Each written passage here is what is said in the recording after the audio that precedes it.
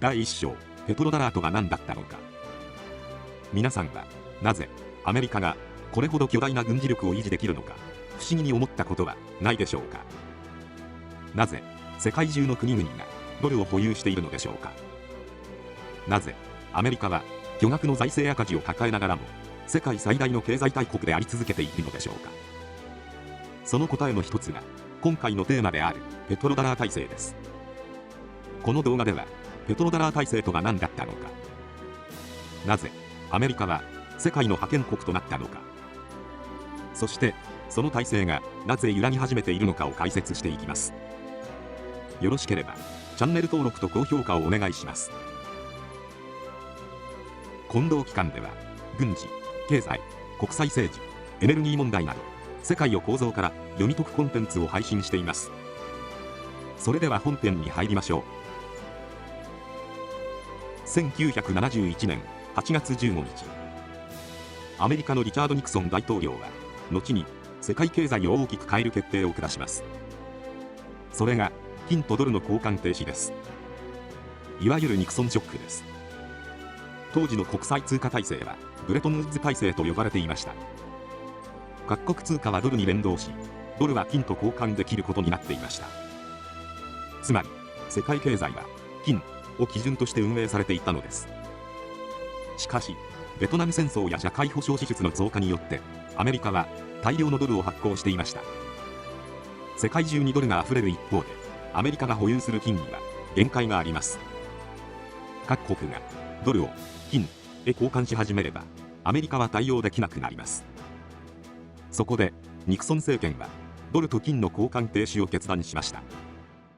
これによって世界は金本位制から離れます。しかしここで新たな問題が発生しました。金との交換が保証されない紙幣をなぜ世界中の国々が信用し続けるのでしょうか。もし信用を失えばドルは世界通貨の地位を失います。アメリカは新たな仕組みを必要としていました。その時に注目されたのが石油です。1970年代初頭、世界最大の産油国であり OPEC の中心国だったサウジアラビアとアメリカは戦略的な協力関係を構築します。アメリカはサウジアラビアの防衛を支援する。その代わりにサウジアラビアは石油をドルで販売する。そして得たドルをアメリカの金融市場へ還流させる。この仕組みが後にペトロダラー体制と呼ばれるものです。世界各国は石油を購入するためにドルを必要とします。その結果ドルは世界中で使われ続けることになります。さらに石油輸出国が受け取ったドルはアメリカ国債やアメリカ金融市場へ投資されます。つまり石油を買えば買うほどドル需要が生まれ、そのドルが再びアメリカへ戻る仕組みが完成したのです。これによってアメリカは巨大な財政赤字を抱えながらも世界最大の軍事力と経済力を維持できるようになります。しかし重要なのはペトロダラー体制は石油だけで成立していたわけではないことです。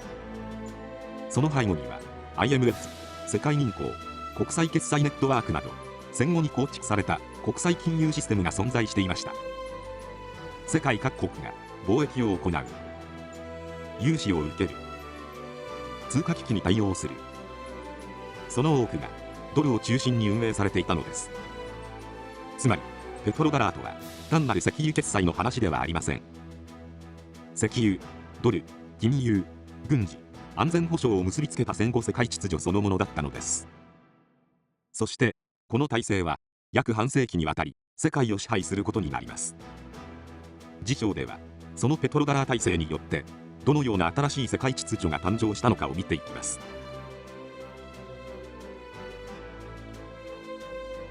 第2章、中国を取り込んだアメリカ。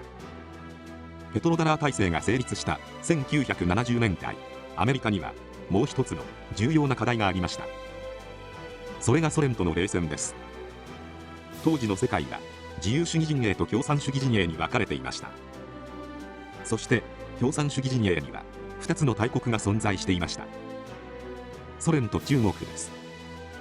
もしこの2国が完全に協力していたならば、アメリカは極めて不利な立場に置かれていたでしょう。しかし実際にはそうなりませんでした。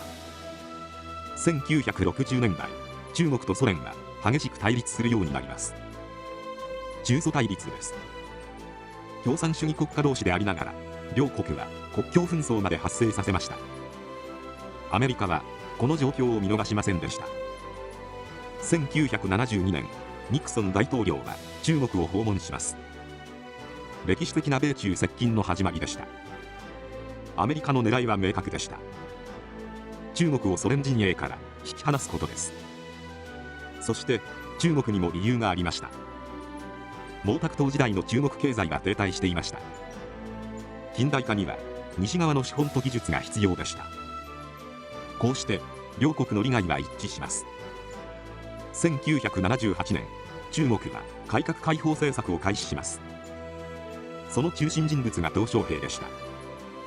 中国は市場経済を部分的に導入しました。外国企業の進出を認めました。海外資本の受け入れを始めました。そして世界市場へ参加していきます。この時点では誰も予想していませんでした。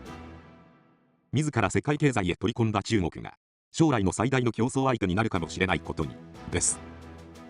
1980年代から1990年代にかけて中国には世界中の企業が進出します。安価な労働力、巨大な人口、膨大な市場。中国は世界中の工場となっていきます。そして2001年、中国は WTO 世界貿易機関へ加盟します。これは世界経済の歴史的転換点でした。十数億人の人口を抱える中国がドルを中心とした世界経済システムへ本格参加したからです。アメリカ企業は中国へ工場を建設します。欧州企業も中国へ進出します。日本企業も同様です。こうして中国は輸出大国へ成長していきます。そして中国は膨大なドルを獲得するようになります。輸出で得たドルは外貨準備として積み上がります。その多くはアメリカ国債へ投資されました。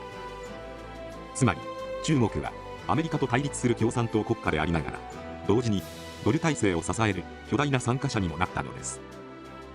これは歴史の皮肉でした。アメリカはソ連を封じ込めるために中国を世界経済へ引き入れました。しかしその中国は想像を超える速度で成長していきます。やがて中国は世界第2位の経済大国となります。世界最大の製造業国家となります。そしてアメリカに次ぐ軍事大国へ成長していきます。アメリカにとって中国は成功例でした。同時に最大の誤算でもありました。21世紀に入りアメリカは気づき始めます。自ら世界経済へ取り込んだ中国が将来の最大の競争相手になるかもしれないことにです。しかしこの時代のアメリカはまだ圧倒的な力を持っていました。ドルは世界通貨でした。中国もドル体制の参加者でした。そして最大の敵であったソ連は1980年代から崩壊に向かい90年代初頭に崩壊します。ペトロダラー体制は石油だけの仕組みではありません。中国の参加によって世界最大の生産システムまで取り込んだのです。これによってドル体制は歴史上最も強力な時代を迎えることになります。次章ではソ連崩壊によってアメリカ一極体制がどのように完成したのかを見ていきます。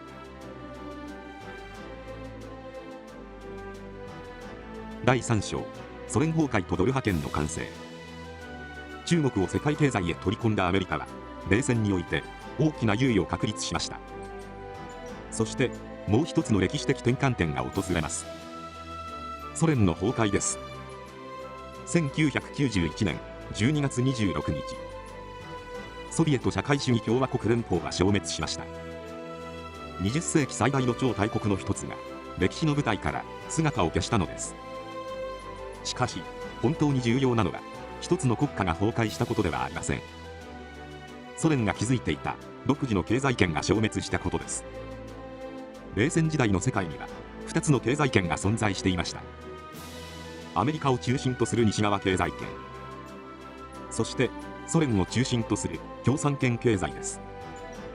しかしソ連崩壊によって状況は一変します。旧ソ連諸国は市場経済への移行を迫られました。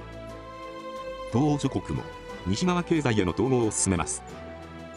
そしてその過程で IMF や世界銀行が大きな役割を果たします。市場経済化、金融改革、民営化、通貨改革。多くの国々が西側主導の国際金融システムへ組み込まれていきました。しかしその移行は決して平穏なものではありませんでした。ロシアでは急激な市場経済化が進められました。しかしその変化はあまりにも急激でした。国有企業は民営化されます。石油、天然ガス、鉱山、製鉄所、国家が保有していた莫大な資産が次々と民間へ渡っていきます。その過程で誕生したのがオリガルヒ、新興財閥です。彼らは短期間で莫大な資産を手に入れました。しかし一般国民の多くは違いました。インフレは暴走します。貯金は紙くずになります。失業は増加します。犯罪も急増しました。平均寿命まで低下します。冷戦に勝った西側諸国が繁栄する一方で、多くのロシア国民は国家の崩壊を体験することになります。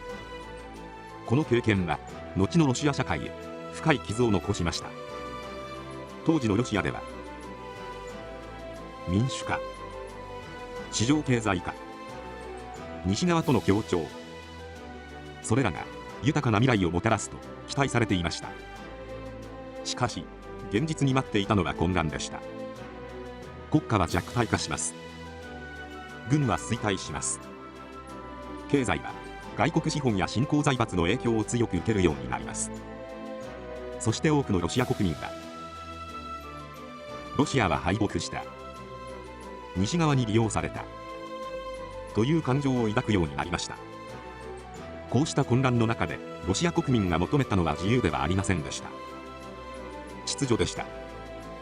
国家の再建でした。強い指導者でした。そして2000年、ウラジーミル・プーチンが大統領へ就任します。プーチンは国家権力の再建を進めます。オリガルヒの力を制限します。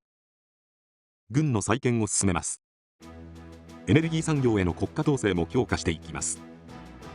ロシアは再び大国として復活する道を歩み始めました。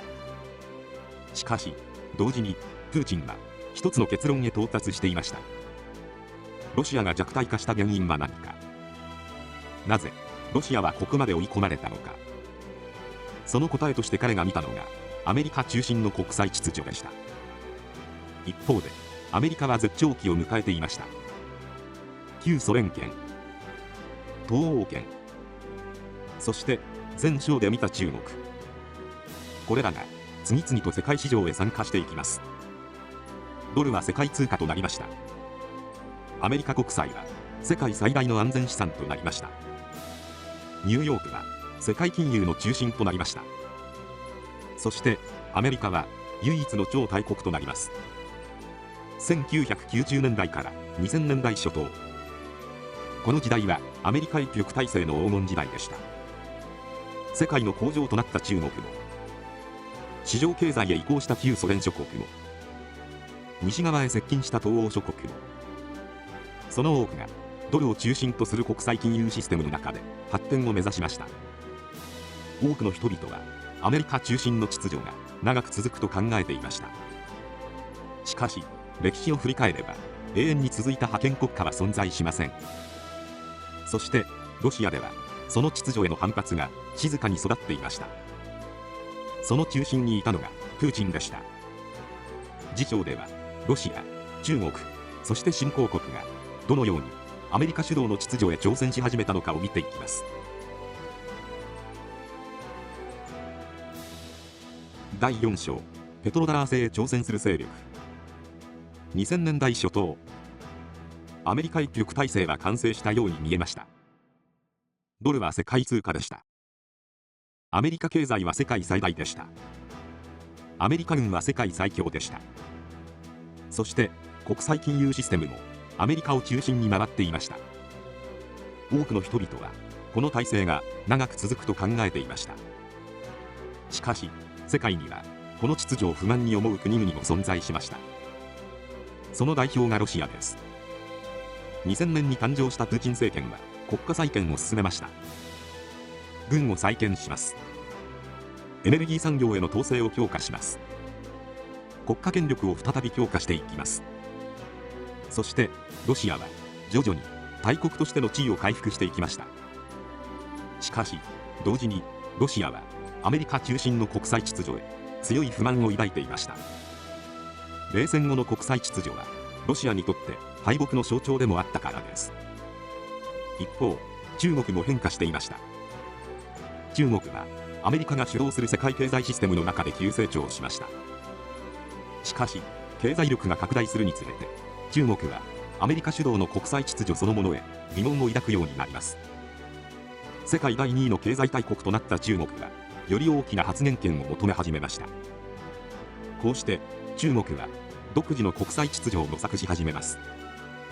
人民元決済、一帯一路構想、アジアインフラ投資銀行、独自の国際金融ネットワーク。中国は長期的な挑戦を開始しました。そしてロシアと中国に共通していたのはドルへの依存から脱却したいという考えでした。その背景にはアメリカの金融制裁があります。アメリカはドル体制の中心にいる国家です。そのためアメリカはドル体制そのものを武器として使用できます。SWIFT排除、資産凍結、金融制裁。ドル体制の中にいる限りこの力から完全に逃れることはできません。21世紀に入り多くの国がこの現実を意識し始めます。イランです。ベネズエラです。ロシアです。そして中国です。もちろん各国の事情は異なります。しかし共通していたのはドル体制への依存は危険かもしれないという認識でした。こうして21世紀に入り新たな動きが始まります。それがブリックスです。ブラジル、ロシア、インド、中国、南アフリカ。後に加盟国はさらに増加します。これらの国々は反米同盟ではありません。政治体制も異なります。宗教も異なります。利害も一致していません。しかし一つだけ共通点があります。アメリカ一極体制への不満です。そしてドルへの過度な依存を減らしたいという考えです。ここで重要なのは彼らが明日ドルを倒そうとしているわけではないということです。現在の世界経済は依然としてドル中心です。世界最大の金融市場もアメリカです。最大の安全資産もアメリカ国債です。ドルを完全に置き換える通貨は存在しません。しかし挑戦者たちは少しずつ準備を進めています。人民元決済、自国通貨決済、金の積み増し、新たな金融機関、独自決済システム。こうした動きはゆっくりですが確実に広がっています。重要なのはその速度ではありません。方向です。ドル体制へ挑戦する国が増えていることです。そしてその挑戦は年々大きくなっています。アメリカはこれを黙って見ているでしょうか。当然そうはなりません。次章ではアメリカと朝鮮勢力の対立が本格化するきっかけとなったウクライナ戦争について見ていきます。